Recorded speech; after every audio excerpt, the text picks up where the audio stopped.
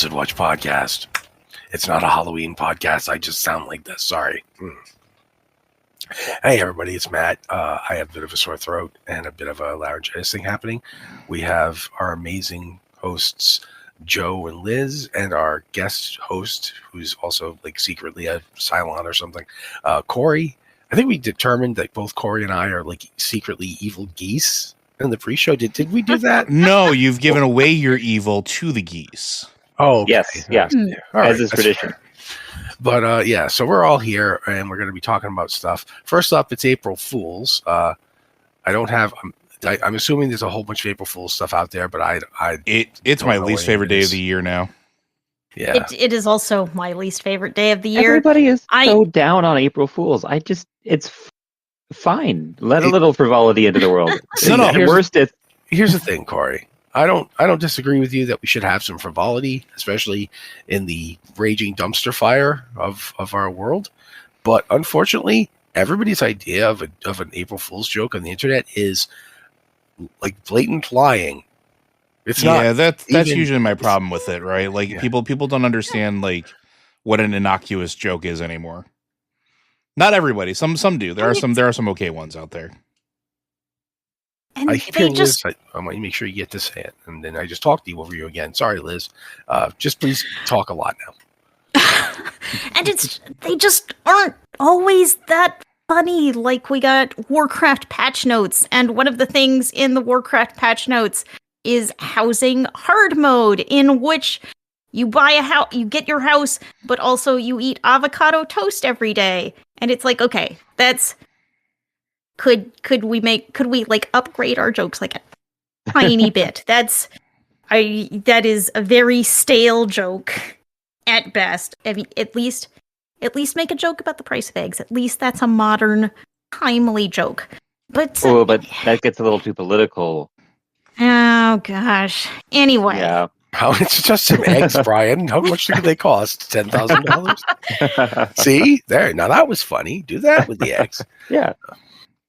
Yes, anyway. One of the things in the new WoW patch 11.4.1 in the...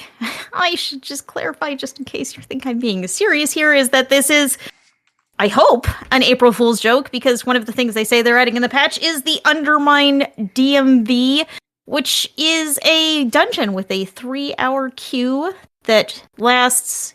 I'm sorry, I got it confused. A 90-minute queue, and the dungeon lasts 3 minutes. Yeah, it sounds about right. And it's...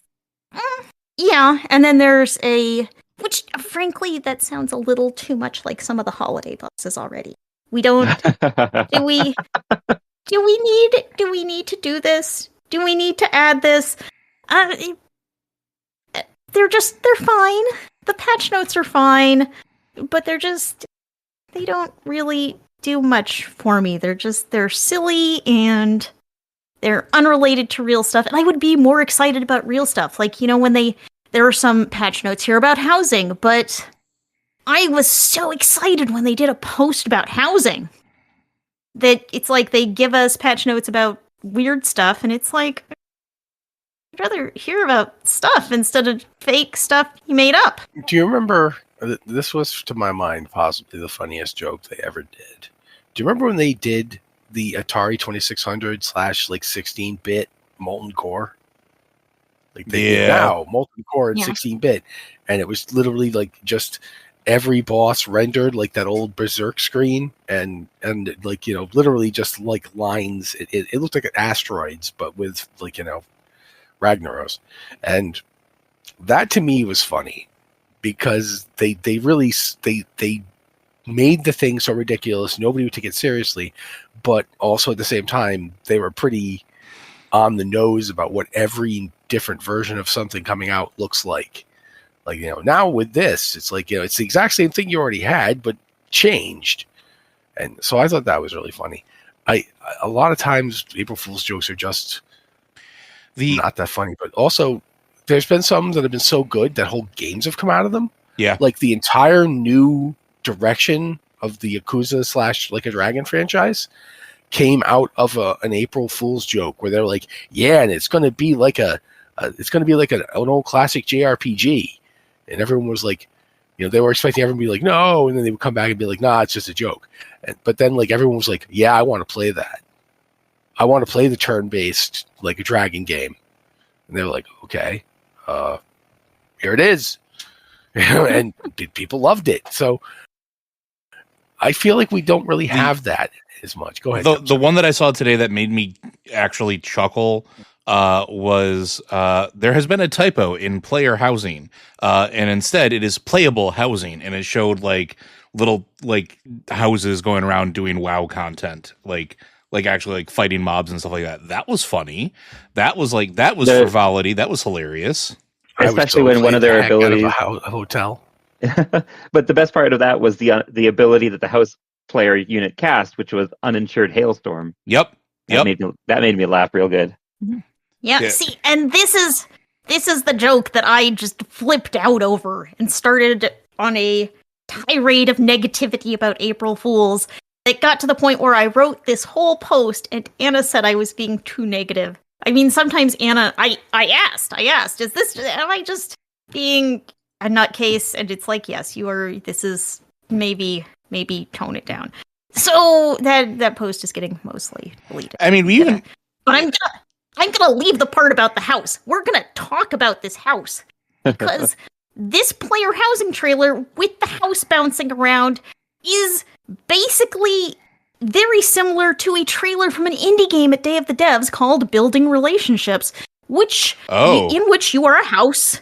You are a house. The house bounces around the landscape. Your character is a house. You wander around the landscape in this island. You can go fishing. You can talk to people. There's no fighting in the game, and actually, it's a house dating game. Oh, but okay, yeah, that makes sense. Yeah, guys, I'm sorry. The whole vibe. I just keep thinking now that you've been talking about this and you've been saying house so many times, I'm like, now imagining the game where it's still you play as this little house, but you're also a grumpy doctor who's addicted to Vicodin. And you're voiced by like a British man, but you sound American. And I'm like, yeah, I'm totally down for the hospital expansion to this, where you're still like houses romancing, but one of you is a really grumpy doctor house. I'm just sorry, had to go there. So yes, I saw this Blizzard trailer and I was immediately like, I have seen something exactly like this because it's very similar. It even has a house fishing. Sure. Though in Building Relationships, when you're fishing, you're actually fishing up cars because that makes complete and total sense. Yeah, makes sense to me. So like, I just want to make sure like this is, you don't like it, and this is adding to the argument of why you don't like it, right? Yeah, it's cute but kind of silly, and I just see. I immediately saw it, and I'm like, it's a very similar vibe to this indie game, which is actually really neat. Which is fine, and the people that probably made it probably play that indie game and probably really liked it. We see a lot of that sometimes. I don't know, like I think the ones that are silly and not presented as something that is real are rare these days, and I enjoy them. And when they don't take themselves too seriously, even if it's paying homage to something else or looks similar to something else, it doesn't bother me as much. Versus like these are patch notes and we're releasing them, and then you always get one person's like, no, this was promised in a patch note, and it's like, no, oh honey, like I'm okay with like silly and goofy and like irreverent and stuff like that. I don't like I'm trying to present this as real because that's funny to me and I'm trolling you. So like I like jokes when everybody's in on the joke. Does that make sense? Yeah, but at this point they've done 15 at least fake patch notes for their games. So at this point, if you're not getting the joke of the fake patch notes, it's more on you then. Yeah, but also like it's sometimes looking at real patch notes, it's really hard to distinguish between April Fool's patch notes and real patch notes. They're written in the same style, so they are, yes. And they aren't. I guess that's part of the joke of them, that they're written in the same style. Yeah. But at the same time, like I think if you look at a patch note and it doesn't necessarily occur to you that that's a joke, it just feels like, oh yeah, that's the usual thing they do. I was more commenting on some of the stuff they put in actual patch notes feel like they should be an April Fool's joke, like Yogg Saron is broken again, or like like stuff like that. So it's kind of like if it becomes part of like your normal yearly routine, is it really an April Fool's joke anymore? But that said, some folks, some places will participate and make good on it. I'm actually very happy with our participation. And I do maintain that. Yeah, maybe you should expand on that for a second there, Joe. No, because I want everybody to go listen to it. You should go listen to this week's Lore Watch. It is very special. Yeah.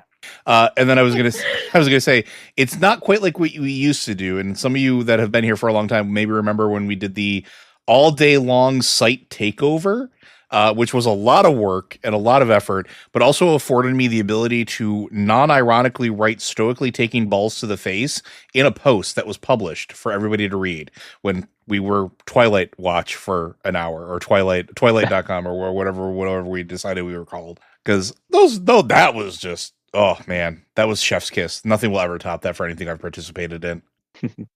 It's just so much work. Much work. Yeah. If you are one of those people who enjoys April Fools, there are World of Warcraft patch notes, there are Hearthstone patch notes, there are Overwatch patch notes, as well as a thoroughly ridiculous game mode in the arcade, and there are Warcraft Rumble patch notes, which are, out of all of these, they are the shortest. Diablo does not seem to have jumped in on the April Fool's craze, so you're going to have to make up your own April Fool's Diablo jokes. Well, Diablo will not appear in Diablo 4. Sorry, go ahead. When Diablo does do frivolity, it tends to be along the lines of, his throne is festooned with celebratory skulls type thing. Yeah. Well, I was gonna say, I think the biggest joke there is like just showing Diablo sitting in an office cubicle, saying that he's given up the rat race of Sanctuary and has decided to join a 9-to-5 or something like that.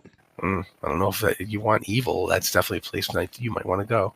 But we're going to actually talk about other things right now. Example.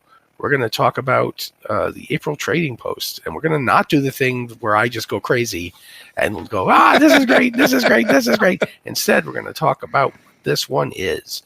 This is kind of like a Dark Moon Fair theme, I believe. I didn't look at it until now, and oh my god. Please continue. Okay, well, go on. No, you go on. I'm sorry. I sound like this. You should talk. The first thing I noticed was there's a bird mask with the Dark Moon Fair eye that is 100% totally not N'Zoth. That is your reward for completing the trading post this month. I have never wanted to complete a month so badly. There are two bird masks. Jester outfit? Wow. Yes. Go ahead, Liz. Sorry. Two bird masks, one kind of purplish, one kind of greenish, and a lot of this month is themed around the Dark Moon Fair, with 2 Dark Moon Fair mounts, as well as a bunch of cosmetic weapons. Yeah, I still maintain that even looking at these, also the topsy-turvy Jester die, I love the fact that there's a D12 as an offhand. But I'm looking at this, and this just reconfirms our theory for the lore watch we had a long time ago, that the Dark Moon Fair was secretly an old god breeding ground. Because this is... The more you look at the Dark Moon Fair aesthetic, the more it's just confirmed. Yeah, it definitely has a certain amount of staring eyes and weirdness to it, yeah. There was also a sort normal, right? Doesn't everyone's house look like that? Is this what our player housing is going to be? It's just Dark Moon banners with eyes staring at you? I mean, yeah, me, probably. Yep. Can confirm. There is also a transmog set that is like a garden gnome. That's how I've heard it described. Anyone can wear it. But and gnomes, you can wear mushrooms as shoulders if you want, but you don't have to. You do not have to choose to be a garden gnome. Anyone can choose this look for themselves if they want it and buy it on the trading post this month. Yeah, the picture on the official WoW thing for it is obviously a dwarf. So a garden dwarf. Dwarf With mushroom shoulders. Yeah. And they're quite fetching mushroom shoulders for her. I don't know that everybody would look good in them. I think that it's a specific vibe. You're going to have to really lean into this. If you are into this aesthetic, then it is certainly there. It is there.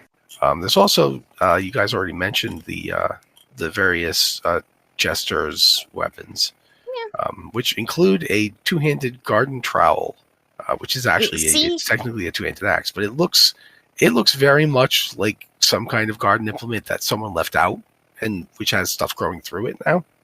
Mushrooms. It's a cool aesthetic, all told. So it's the trading post matches 2 very mismatched aesthetics this month, which is you have this Dark Moon theme, which is an over-the-top Jester theme with very bright colors. There's weapons that are bright purples and weapons that are greens. And then you have this kind of forest garden set where you have mushroom shoulders and weapons with leaves growing out of them. So these are two very different vibes, both in this month's trailer. I kind of feel like they're opposite sides of the same vibe. They are, and it makes me also want to run around and do a WoW machinima of there's a band called Gnome that is like if you've never heard them, they're a metal band, and you can think of it kind of like you know how Windrose is like dwarf metal. This is gnome metal, and they're fantastic, and the videos are absolutely hilarious. But it makes me want to do a WoW machinima of a bunch of us running around dressed in this garb, like recreating one of Gnome's music videos, because it's hilarious. Inspiration. Someday I will get you guys to listen to Hatebeak. You act like we haven't. You act like we don't know Hatebeak, man. I think everybody except you probably doesn't know Hatebeak, Joe. Like let's ask around Liz. Did you know about Hatebeak? Corey has to. I do not know. Okay. Nope. Corey. I have not heard of them. Yeah. Gasp. It's a band where the lead singer is literally a bird. Oh. Okay. I have heard of that then. That is not the case. That's one I know Hatebeak, no, Hatebeak is now the band Cananis that broke up, and so Hatebeak now has 2 huskies. Oh God, Yes. that's worse. That's worse. It's not worse. It's not better. It's just Huskies. different. Huskies are great, but boy, they like to make noise, and they are not always pleasant noises. Nope. Yeah, but as you gotta go listen to them. Go listen to them. But anyway, yeah, Hatebeak is good. No, Hatebeak is actually also Hatebeak does have a bird as well. Yeah, Waldo. So no, people are strange. Anyway, we've talked about this whole Talking about the trading post for a minute, Lamore.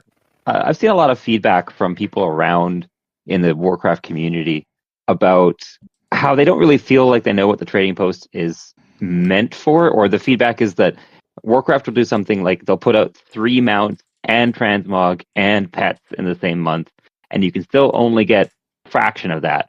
If you're a mount collector, you can't get all 3 mounts unless you've already been stockpiling your stuff. And so they're trying to they keep giving the feedback of, we want to earn more, or you guys should make less big ticket items per month so that we don't have to choose. But I'm confused by that, because they bring stuff back every month. They do, but not everything has come back around. There's stuff that has never shown up again still. Yeah, and but so, that just means that there's more potential for it to show up. I'm sorry, continue. Yeah, it's just interesting seeing that perspective of like them getting. It seems that people getting madder at the trading post than happy that it exists. Yeah, that's weird to me, because like I look at it as it's bonus content, and it's just bonus content for playing the game, and like it's not something you necessarily have to feel like you need to grind everything for. And I kind of think the point is that you don't earn everything every month. You're not like it's kind of like, here's some cool stuff, pick what you want. And then I've seen, like, you're right that not everything has come back through, but a lot of stuff has, and they've definitely increased the number of recurring items per month. It used to be like 3, now it's like I think like 9 or something like that, 10. Like they've definitely upped it. So I don't know. I always viewed it as just extra content, and it's just like, hey, you spent time in game and you did a bunch of stuff that you were going to do anyway. Here's some free stuff. And right, yeah, and I kind of like not that. Like you're grinding forever, and all you're getting out of it is like a couple things. It's bonus. And I think I think that, and I can understand the point, but I think the minute you, like, if they were to make it like you can earn enough points and tenders to earn everything every month, that I'm trying to think how to phrase this. I think that's when it becomes mandatory. Yeah, it becomes mandatory, and it kills the vibe. Yeah. I think the thing is, you have some players who have that gotta catch them all mindset. You've got to collect everything. You've got to get everything. And the trading post also has a bit of a FOMO aspect, where this is here this month. It's not going to be here next month. You don't know when it's going to come back or if it's going to come back. You did make a good point, Joe, that things do come back around, but you don't know if or when. So I do think it sort of encourages this kind of thinking, even as you say, this is optional content, and that's the best way to think about it. This is, you're playing the game, you're getting a few extras every month. But I think it's easy to fall into this trap where it's like, oh, it's here, I need to have it, I need to have everything. And it's hard to break out of that kind of thinking. But I Especially think that's the if only you're- answer here. Especially if you're like going for, I need to have all the mounts in the game, or I need to have as many mounts as possible. That number has to go up. And then one month maybe you splurge and you get a cool transmog set because you let your heart override your brain, or vice versa, whichever way you want to look at it. And wouldn't you know it, the following month there's 3 mounts, and now you can't get one of those mounts, and you can't save, or you can't get 2 of those mounts, and you can't save both of them, and so that can feel bad. And luckily there isn't a consistent way to buy Trader's Tender, because then that would just drive you to buy Trader's Tender. But yeah, I'll put it this way, because I think everybody who knows me knows that I am a perpetually optimistic ray of sunshine and joy, that I blast the world around me with love and illumination. And I'm not at all a depressive, grumpy person who just gets angry about things because I'm angry. Now I will take the /S tag and just put it right on there. But as grumpy as I am, and as often upset as I get, I love the trading posts. Like, I love few things. Like, it is one of the things that kept me playing WoW during some of the biggest lulls for me that the game was having. And one of the reasons I love it is because it has things I like, and it has things I don't care about at all. And so I can ignore the things I don't care about at all. And I think people really need to start realizing that if a feature has stuff in it that you don't like necessarily, that's okay. The things don't have to be absolutely 100% the way you, person with a very specific need, want them to be. Like, it's better that we have the trading post, and it has mounts for people who want to collect mounts. But more importantly, people who don't want to collect mounts can just ignore them. And I, as a person who does not care about mount collection, am fine with that. I want cool looking armor and weapons, but I don't want every weapon. I don't go and pick up offhands, because right now I never played a class that uses offhands. But if I started playing my warlock, and now I want to get my warlock some stuff, now there's offhands I can pick up. I feel like to a certain degree, World of Warcraft players have to start accepting the fact that World of Warcraft is a very large game with a lot of disparate voices of saying, "Oh, I want this," and it is a Hegelian minefield to even attempt to design a feature that has everything for everyone. It just is not going to happen. The trading post is amazingly variable in what it offers. Like, there's clothes, there's weapons, there's offhands, there's weird toys, there's mounts, there's other kinds of mounts. I remember that bee they had. You guys remember the bee? It was fairly recently, wasn't it? Like a couple months ago now? Yeah. I bought that bee. I usually don't get mounts, but it was a bee. I'm like, okay, because now I can sing Eric the Half a Bee constantly. I'm totally okay with this. Having a bee I can ride around on. It's very hard to do Flight of the Bumblebees, but I did it. I mean, because it's Flight of the Valkyries. But I was doing it as Flight of the Bumblebees, so I was going, and people would be like, Matt, please stop. Please, we're trying to raid here. You're just flying to the raid. You don't have to do the Bumblebee song while we're actually in fighting things. And I'd be like, yes, we do. But regardless, it doesn't have everything for everyone. It's not going to, and it is designed to it's designed to keep people coming back. Like, if everybody can get what they want when they want it, as much as they want it, they will do so, and then there's no more reason to come. You know what I mean?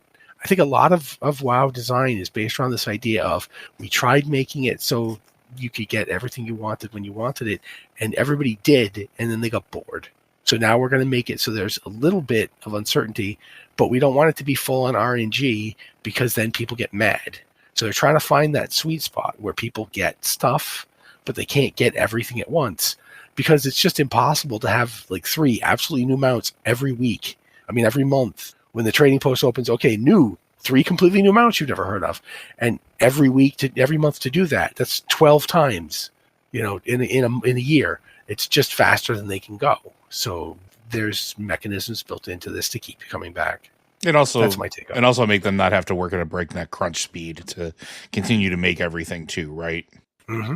So, But at this point, we talked a lot about that. That wasn't just reading off the stuff. I'm proud of us. We did a thing. Yes. Look at that. But part of me wants to do this Warcraft logs thing. Part of me wants to talk about the Warcraft Rumble thing we get to talk about. So I'm going to put this up to a vote from you three. Well, do we talk about the Warcraft logs thing first, or do we move to Warcraft Rumble and then come back to the logs? I'm going to say let's just knock the logs out now, so that we can give Cory some. Joe's voting logs. Yeah, I'd say go for the logs. There's not a super amount there to it beyond old man saying get off my porch about it because it's terrible. Okay. I mean, no bias here or anything. Then I'm going to actually say, since that's Cory's thing, and that means at this point, out of 3 possible votes, 2 have gone to logs, which means that, Liz, I'm not going to make you have to say anything about it unless you want to. I mean, I put it on the list so we could talk about it. All right. So, Cory, what's wrong with this mod? Okay. We've all heard, if you've played anything in the Warcraft community. Okay. So there's a new mod that will in-game check your player against Warcraft log parses and then report those parses to the person checking you. So they can see if on this fight how high you've ranked in the percentiles. If you're really good, you'll be up in the 80s, 90s, 99s. If you're not so good, you'll be down in the gray numbers, 20s and 30s. Of course, those Warcraft log.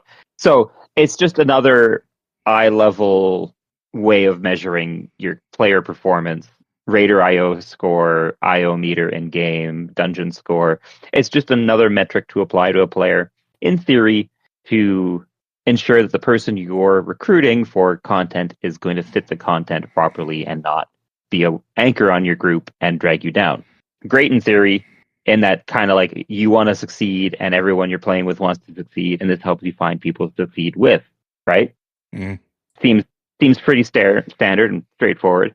But we've all, if you've ever plugged anything in Warcraft, you've probably experienced a situation where you, as a perfectly cromulent individual, have been denied from a group. You have experience in the content, you have the gear score necessary, but for some reason they just don't bring you. And that could be any number of reasons. Maybe the person in charge had a bad experience with a Ret Paladin that one time. Maybe they've already got somebody who's going to switch to a Ret Paladin. They don't need a second one, et cetera, et cetera. There's valid reasons and invalid reasons. Or maybe now it is that, hey, the last time you went and fought Mythic Vexy, you died right away because you didn't get any heals because the healers were all simultaneously went AFK to go refresh their drink, thinking that the beginning of the fight was fine. And somebody pulled and the fight went super long and it died. But now you've got this gray parse of like bottom 99%. You're at the 1% level. And now no one is ever going to bring you to that fight again until you get in again. But that can be now harder because you've got this albatross around your neck of a bad score. Yeah, I have a lot of opinions on this. And it's just every time we've come up with a way to measure performance in the game, it never works out quite the way the pie in the sky best case scenario is expected to work out. It always just turns into people being crappy to each other and therefore more exclusionary. Yeah, you're not the meta comp. You're not the blank. You're not the blank. I'm sorry, I just talked over you again. No, you're fine. I agree with you. Like this is part of what my problem is with it is like I like numbers. I'm a numbers guy, and anybody who's rated with me, I mean, Liz has gone through this with me too. I look at numbers to try to help people understand, like, if they want to improve, where they can improve. And I try to do it very nicely, and I'm not like, you blank at this and you blank at that. No, it's more like, hey, I'm looking at this. What does this do? And through conversations, like, it's one of the reasons, like, I understood last expansion where Paladins were at, because it led to a very deep conversation between me and Liz about it. But I also do that for myself. I look at what I'm doing on each fight. I adjust things, but that's a me thing. And it's a very useful tool to have access to your logs and your parses and stuff like that. But the problem is the community as a whole takes a lot of this stuff in a vacuum. You can't. Like you mentioned, composition, and almost they never consider composition for it. We already see this happening with just the in-game stuff with keys, right? We already, like, if you're doing mythic pluses, or as my guild calls them, Badoofs, if you haven't completed something at a high level, but you're geared for it and you're fully capable of it, a lot of groups will just exclude you. And add-ons like Astral Keys already tell them what your highest completed is. It already does it in the base UI of the game. It tells you what the highest completed is when you go to add to a group. And then adding something like this, well, again, it will be a very useful tool potentially. It is going to wind up having a thing where people are going to use it to exclude others from group content. And we're at a point in this expansion where, and this is anecdotal, but those that are in my raid group, we have a hunter named Ado who is very good at being a hunter. He's an outlier for most statistics as far as our guild goes, where he's just like super on and tuned into everything. And there was a point where Ado, who had successfully completed 11s in time, was getting denied going to 6s because hunters were, and I'm an air quote here, bad. I was getting excluded, even though I have good numbers and good parses, and anybody who's had me as a healer for them knows that I'm a damn good healer, was getting excluded from 4s. And it's like, this is just going to add to that, because if you have a group comp, like, again, and I'll use myself as an example, my numbers look better when my raid's doing worse, or we have less healers, right? Mm-hmm, and if we, or on progression fights, my numbers are going to be fantastic. Like, I have tons of 99 parses, but they're always on progression fights, and they're always when half the raid's dead, because we're just taking that much damage. That's just the way my class works. But the minute we get into, everybody knows what they're doing, my numbers tank, because that's the way the class works. Or if we don't drop a healer, my numbers tank, because that's the way the class works. And so, like, if you're going purely off of parses, and it's later on, it doesn't matter if I have like a 700 eye level and I've, cleared this on Mythic or whatever, they're going to look at it and be like, well, your numbers are bad. You're not allowed to come to this. And you're going to see that across the board. Again, it's like you said, it's the pie in the sky. And it's a useful tool. And and don't get me wrong, I love our friends at Warcraft Logs. But people are going to use this for evil. Like, I don't know any other way to say it, right? Like, it's inevitably going to get used like that. So people should be aware that this exists and what's going to happen. And there is ways to opt out of it too, but you have to go onto Raid or Warcraft Logs and opt out of public searching. So it's not as simple as just logging into the game one day and a prompt comes up and says, would you like your parses to be visible? It's, if you raid or group with anyone that is uploading logs to Raid or Warcraft Logs, then your name will be up there on those logs and you'll have to go and turn it off yourself. So you can opt out. It just requires a little extra work on your part. Yeah.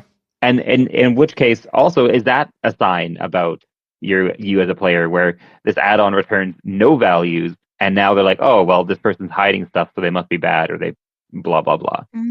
Yeah, that is the problem with any time we've had, going back all the way to Cataclysm when they first put reforging in the game, and instead of it just being, oh, hey, I got these pants that dropped, they're better than what I have, but they have a stat I don't like. It turned into jigsaw your stats into the perfect thing, and we're going to have multiple add-ons that are going to track whether or not you did it. So people will be coming to you, oh, you need to do this because you don't have your reforging done right. And then it just kept going with, Raider IO and so forth. It's just always a new way to tell people that they're not playing right, or just an excuse. And it's like, you can be an okay player. I would qualify myself as an okay player. I do okay. I'm not the worst player, usually. Okay, but I'm definitely not the best player. I normally hate to interrupt people, although I do it constantly. But Liz, there are two people in this conversation that have been a healer while I tanked. And of those two people, you do not look bad at all. And that's Joe is the other one. So I want you to understand what I'm saying here. So you're saying that Joe does look bad? No, I'm saying that I don't. These are two of the only people I actually would trust if I went back into tanking to heal me.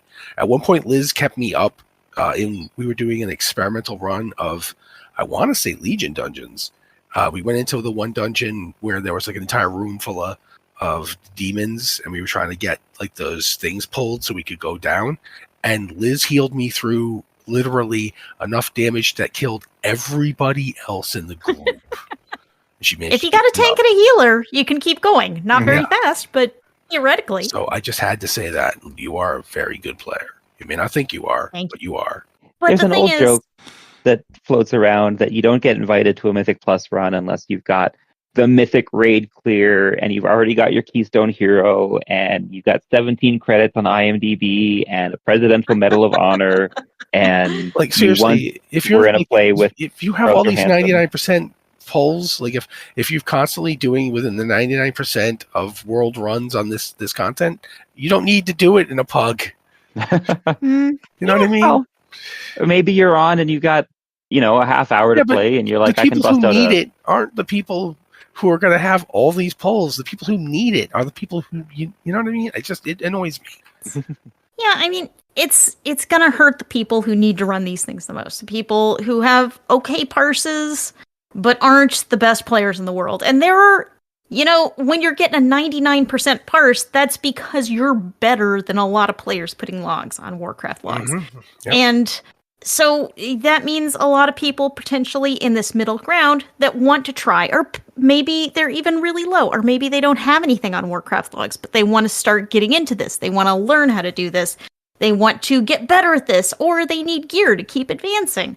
And those are the kind of people this is likely to hurt, because people forming pugs can already be super picky about gear and item levels and the classes they accept. Like, oh, you're not the meta class right now. We don't need you.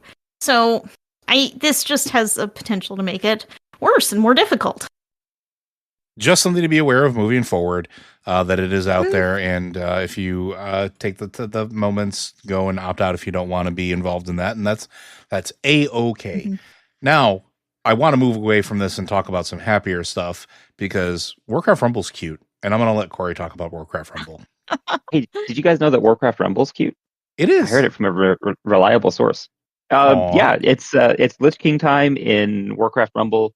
As of time of recording on the Tuesday, you've got 8 days left to play his event. As of published time, you'll have the weekend until Wednesday left to play his event.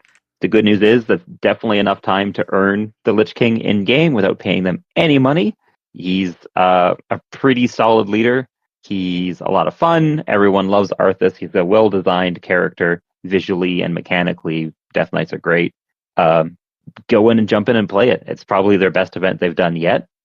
You get him early on. You can earn way more in-game points than you need to unlock the full reward tree from the event without spending any real money, or by having like a bunch of stockpiled in-game gold.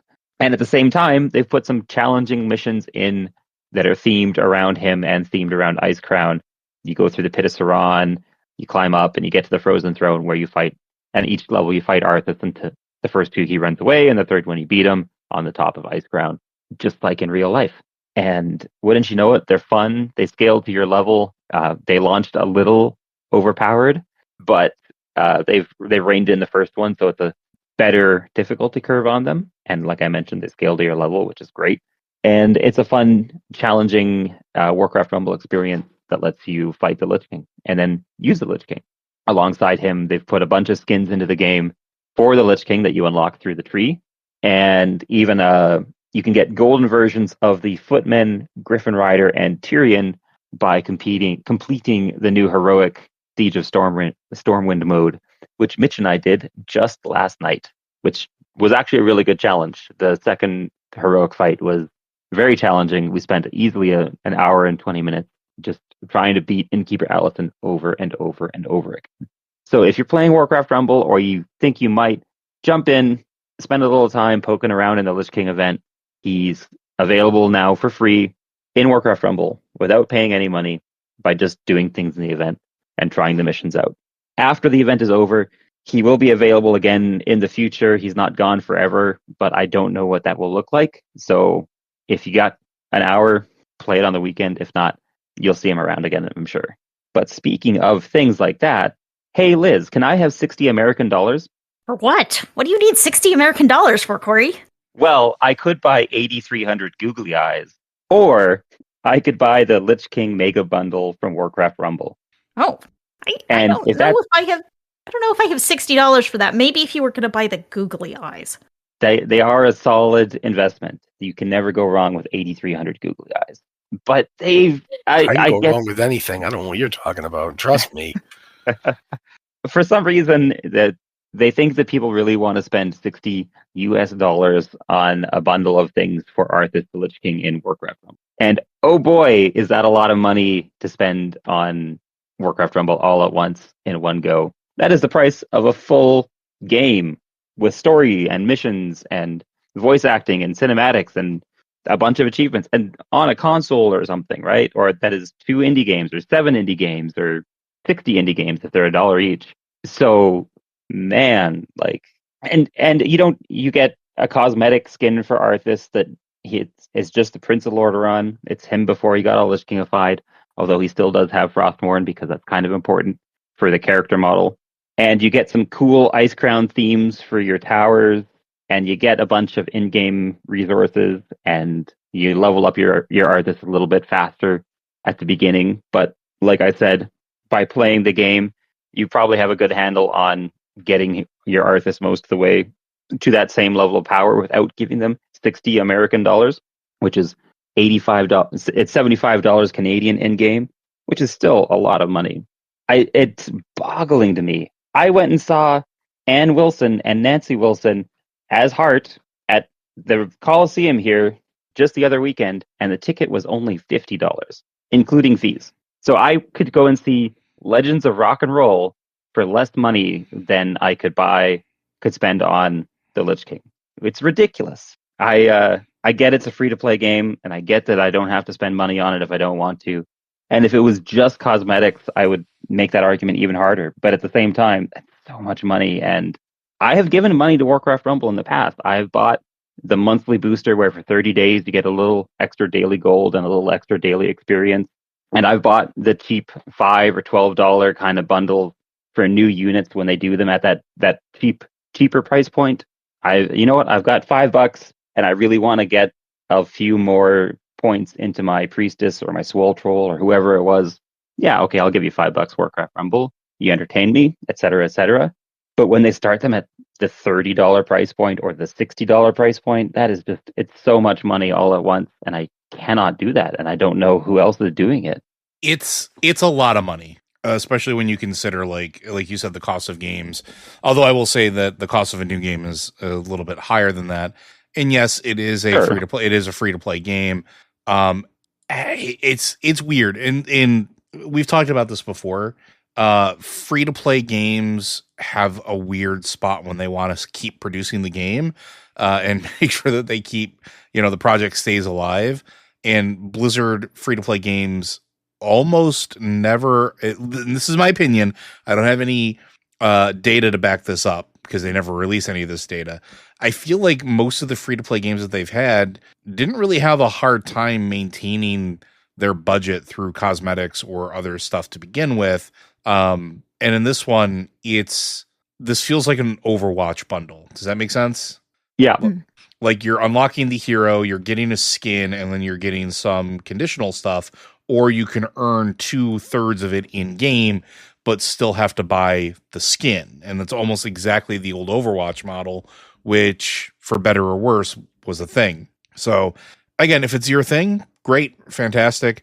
If it's not, I mean, you can just earn the stuff in game, level up the stuff, and then spend less money on the skin if you really, really want it. And I can't say too much bad about it because I'm one of those people that like free to play games. I think should offer skins as sort of like their monetization. That makes sense to me.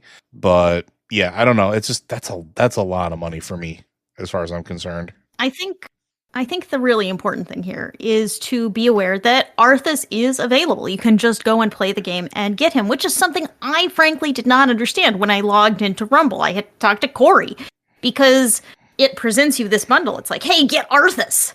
And it's not like in fine print or play the game and get Arthas for free. I did not understand that until I had this conversation because in the game, it just heavy advertisement for Arthas for $60. But actually, it's an in-game event and you can play and get Arthas. And that's, if you like playing Rumble, or if you haven't tried it yet, just don't feel like you need to go in and spend $60. You can play the game and collect stuff without spending. Yeah, and if you play the game and you find that you don't enjoy it, then you haven't spent $60 on it before getting that point. That's a win. That's a win. Speaking of wins, we're going to move on to some other games now because we've covered a good chunk of what's going on with Blizzard at the moment. And this particular story is pretty important to gaming as a whole industry. ZeniMax has a union. It's one of the first unions in North American video game companies.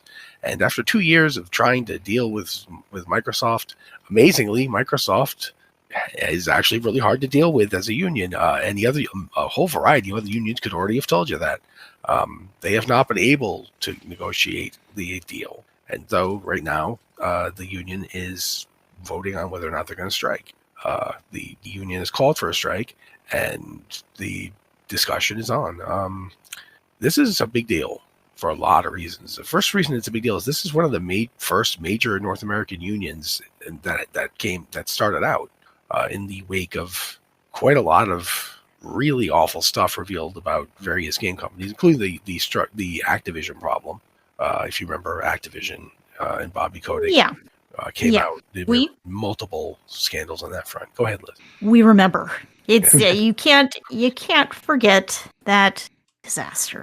So, I want to know what you guys think about the strike. Whether or not you think it's going to have an effect. If you think Microsoft is going to ruthlessly crush it, like where are you guys going? I'm going to talk to Liz first. Go ahead, Liz.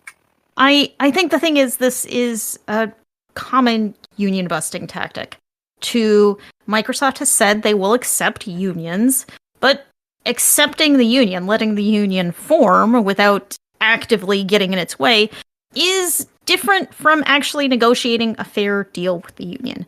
So the union formed, and now it's been 2 years trying to negotiate a contract between the union and Microsoft, and they haven't managed to do it. So Microsoft is dragging their feet on making a deal.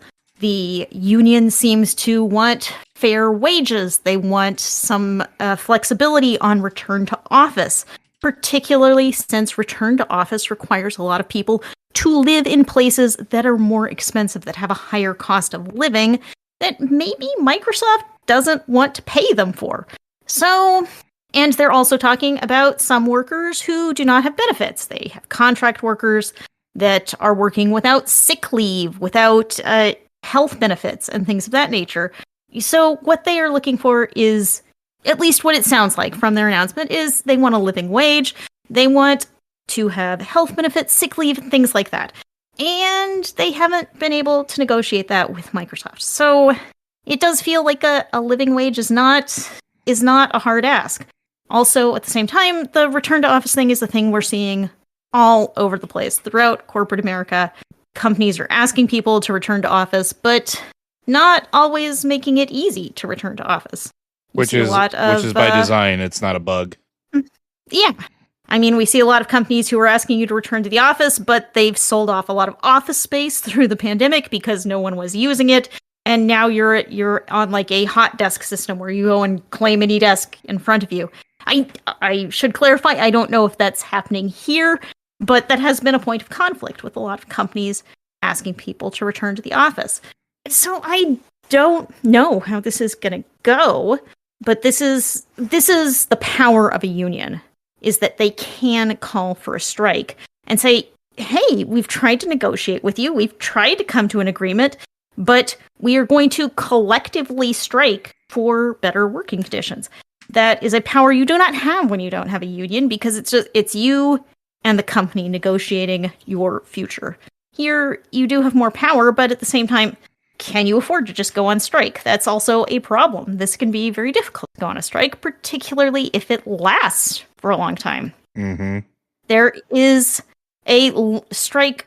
Does anyone remember when the strike for voice actors started? That's still going on. You don't hear about it, but it's dragged on for a long time. Yeah, I mean, there's a reason Resnick was not voiced in this current content release. Yeah. Because voice actors want some protections against artificial intelligence is the big one, to say they aren't just going to be replaced by AI voices. So, but that's dragged on for a long time, and that's going to hurt, working actors in the same way that this could hurt employees. Can you afford to just walk off the job? So it sort of depends on who's going to blink first. Is it going to be Microsoft or is it going to be the union? ZeniMax is in a pretty strong position here, I think, because this is a very large game studio. I mean, this is We're talking Bethesda and Arcane, some of these big studios making big games. And I don't know. Someone else jump in. What do y'all think? I think it's really important to talk about the fact that one of the problems we have here is that the people who are being represented here, well, people think that, if you have a job in the industry, then you're made. But there's a line here that I really want to make. This is from, one of their QA testers. I don't want to say her name just in case, even though her name's in the article. I don't want to say it because I don't want to drive people at her. But her makes a really good point. Our in-house contractors have been working on minimum wage with no benefits, including no paid sick time. Workers are choosing not to start families because of the uncertainty of finances. We've released multiple titles while working fully remote. When will enough be enough? And that's the problem. You talk about, Liz made a good point about how ZeniMax is in a good position because it is essentially, it's Bethesda and it's Arcane. It's a lot of big studios doing big games. But it's profiting off of these people who are being paid minimum wage. Imagine that they are getting paid the same as if they worked at a McDonald's. I actually think McDonald's goes above minimum wage in a lot of places. So to insist that they move to places in the case of Bethesda, they're outside Washington, D.C. They're in Maryland, outside Washington, D.C. Not the cheapest place to live. I used to live there, and that was 20 years ago, mind you, but it wasn't cheap then, and I doubt it got cheaper since. So yeah, this is a situation where the people here are being exploited. There's no other way to put this. Paying their entire QA team minimum wage with no benefits. That's crazy. That's the idea that they can afford to do the things you want them to do. It is. I don't see how you strike for a day. A 1 day work stoppage is not going to fix this. And it just feels like everything's getting bad in terms of this. It just feels like it's quiet obstructionism instead of loud obstructionism, if that makes any sense. It's Microsoft making sure that they just never do anything, and therefore nobody can get anything done. They can't change the contracts that were negotiated before the union existed. They can't get the union in there to put in protections. And yeah, that just keep coming back to that they're paid minimum wage with no benefits. Minimal, not minimum. Yeah. But still, it's minimal wage with no benefits, including no paid sick time. But you're right, I said minimum, and it was minimal. It's still crazy. Agreed. I just want to make sure we're being authentic. No, you are completely right. I used the wrong word there because I misread it. But blind. So the fact that I read it at all is actually pretty good. It's a bad situation, and I don't know how well the union is going to be able to take on this. They're fighting Microsoft. Beyond in the past, we have seen Microsoft deal with unions by eliminating those jobs. We've seen Microsoft do that before, and they've said they were going to support these unions, but at the same time, they've also not been able to negotiate a contract with the union. So we don't know. And 94% of the union voted to authorize a strike. That is not the same as a strike starting. We don't have a date when the strike will start. We do not know if it's going to get to that level. But 94%, that's not an insignificant number, voted, we have to do this. We have to make a stand so that we can get what we need, so we can get fair working conditions and fair wages. While companies like Microsoft are doing pretty well for themselves, a lot of video game companies continue to report record profits quarter after quarter, while at the same time paying wages that don't let people afford to take sick days, don't let them afford to start families, don't let them afford to live where their office is. So it's a difficult situation, and I don't know who's going to blink first. I have nothing to add that has not already been said. Yep. Well, then we can move on to a slightly less horrible story. Nintendo Direct has now got its new app, which is solely for Nintendo news and upcoming news events, which, as I feel like it's already in the notes, are we just reinventing blogs, but now they're apps? Will somebody join my web ring? Which I think is one of the funnier things. That's funny right there. That to make your April Fool's jokes about Nintendo now having a bunch of apps on the Switch. But go ahead and talk about that if you feel like you got something to say. Go ahead, Liz. it's just interesting because they had a conference, a Nintendo Direct, to announce a bunch of things, and one of those things was an app to announce the news. And do we need? I know the joke is there's an app for that. Do we need an app for that? I can tell you why. We could just go. Okay, tell us. I want to know. Yes. Because you cannot trust the news cycles anymore based off of where you are in the world. Versus if they have an app, you can guarantee that people that want to get the news and information will get the news and information. Because if Nintendo, let's say, isn't willing to pay a certain alphabetical company to be promoted, information regarding their next events or things like that might be buried in searches. So I understand why they made this choice, and I can't really say I blame them. So yeah, if you played Cyberpunk and you remember the balkanization of the new net, here we are. But one of the things we are going to get Nintendo news about this week is that they are officially revealing the Switch 2 tomorrow as we are recording this. They didn't want to do it on April 1st. They're doing it on April 2nd. So if they did do it on April 1st, it'd be a really good chance that nobody would have believed them. Yeah. See, I think part of the problem with April Fool's joke is that the best April Fool's joke was when Google announced Gmail on April Fool's Day, and everyone was like, that's hilarious, a webmail client with that much storage. You're really funny, Google. And then it's like the next day, and it's like, no, we're doing this. We're really doing this. So you can't top that one. It's just really difficult. So here we are. But Nintendo sensibly waiting a day. Okay, and now we turn to the thing that I'm sure Joe has wanted to talk about a bit. We just want to talk about Joe. Yeah, so this is a happy note. So you all know how I love the game Marvel Rivals, and I love comic books. Well, they're combining the two, which seemed like an inevitability at this point. So as of this recording, tomorrow, which is New Comic Book Day. If you haven't noticed, comic books release on Wednesdays, friends. We're getting the Marvel Rivals #1 drops, which is got a whole bunch of different variant covers. It's got some really cool, Rian Gonzalez Virgin has a really awesome, retro future chibi style cover. There's an Adam Warren cover that is just it's got Galactica and everybody around her. There's just some really, really, really cool cover variants, which I think are really nice. And I'm super excited for it. So the reason also I wanted to put this in here is because they're doing something that it obviously makes sense because it's a Marvel game that Overwatch was going to do and then didn't do. Hey, were there some Overwatch comics? No, there never was. There was announced there was web things that were released, but they were supposed to do a comic. I think it was with Dark Horse, if I remember correctly. Yeah. And then they canceled the project. They pulled it back. Yeah. And it was going to be about the Blackwatch days and all that stuff. It was supposed to be about that stuff, and it was also supposed to be potentially, if it did well, it was going to be expanding the story in the game through the comic books.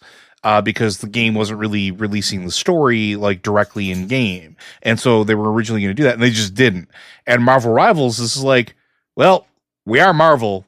We are a comic company. All right.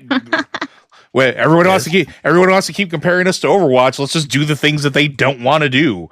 So I'm actually really excited about it. Marvel is a comic book company. It's you just walk over to somebody and go, "Hey, write this." Yeah. I know it's not that easy, but I'm saying.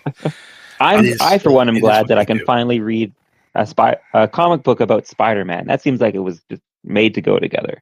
Yeah. I mean, well, yeah. Honestly, quite frankly, what I want to see is instead of all these comic books where Spider-Man is a person in a mech suit of some kind, that we get an Iron Man who is bitten by a radioactive iron or something. He is Iron now. And I would like to also point out that the person writing the comics, the Marvel Rivals comics, which is Paul Allure, with art by Luca Claretti. Paul Allure has done such wonderful things as Street Fighter versus Teenage Mutant Ninja Turtles, Power Rangers comics, Godzilla comics. This is bread and butter for that, and I'm super, super, super excited for it. All right. Yeah. Okay, at this point, I'm going to turn to Liz and say, "Hey, Liz, site news." Yes, site news. Hello. I want to remind you all that Blizzard Watch is made possible by listeners by readers, by people just like you listening at home. And it is your support on Patreon that keeps this site going and lets us thrive and grow. We have been sitting lately at a little less on Patreon than we would like. We try to get about $4,000 a month on Patreon. That lets us keep going. It lets us produce all these podcasts. It lets us pay for content on the website and generally keep the lights on. Metaphorical lights on. So, if you're able to support us, that really helps us out. Even a small contribution makes a big difference because we got a lot of fans, everyone contributing a little lets the site continue to exist. I do want to thank a new supporter, or, well, an existing supporter that upgraded. What the Fell upgraded to $5. $5 will get you an ads-free site experience on blizzardwatch.com so you can read the site without advertisements, which is pretty great because, I mean, no one likes advertisements, but they are also part of what keeps the site running. So, if you can pledge on Patreon at $5, no more ads. If you pledge at $3, you can get early access to these podcasts, like the one you're listening to right now, as well as getting them ad-free. So, if that is of interest to you, please go to patreon.com/BlizzardWatch and pledge whatever you can. If you can't, I understand. I'm with you. Listening, sharing, subscribing to our shows, subscribing to us on social media all helps. You can follow us on Blue Sky, Mastodon, Threads, Twitter, Facebook, Instagram, and YouTube. We are Blizzard Watch on most of those networks. On Mastodon, we are Blizzard Watch at gamepad.club. And on YouTube, we are Blizzard Watch Podcasts. We post news, we post podcast clips. And so if you want to keep up with the world of Blizzard Entertainment, and if you just want to support us, following us on social media, reading articles on the site, all of that helps. I also want to remind you all about Tavern Watch. That is our newest podcast, and it has its own feed. It's all about tabletop games with news and live plays. We're going to start up a new live play of Pigeons 11, which was very fun. So if you are interested in that, please search for Tavern Watch in your podcast player of choice and subscribe. So if you can, support us on patreon.com/BlizzardWatch. If you can't, hey, I'm glad you're here anyway. Thank you so much for your support. And now that basically means we have, finished a podcast because we're a little over time. Thank you to Cory for being here with us this week. You betcha. And thank you, of course, to Liz and Joe for being the people who keep this podcast functioning. You guys are great. Thank you so much. Yo. And finally, thank you to all of you for being here and listening to the podcast, because without you doing that, we would not have a podcast. So, you make us possible. This has been the Blizzard Watch podcast. Thank you all very much, and we'll be back next week.